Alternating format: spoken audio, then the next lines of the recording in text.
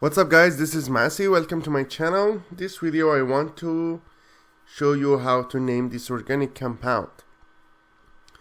So as you see here, we have two different alkyl groups and they are connected to each other by an oxygen atom. So it means that belongs to ether family and it's an ether. So let's see how to name them. So I start with common name. So here we have this side we have chloromethyl and this side we have just methyl. So chloromethyl and methyl. So I can say it's gonna be chloromethyl, methyl ether.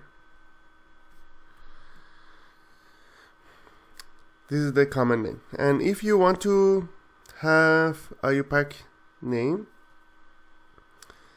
we have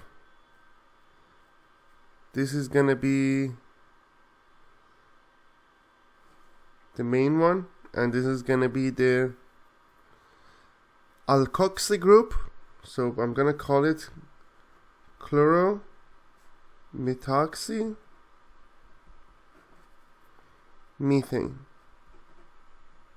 So since this part is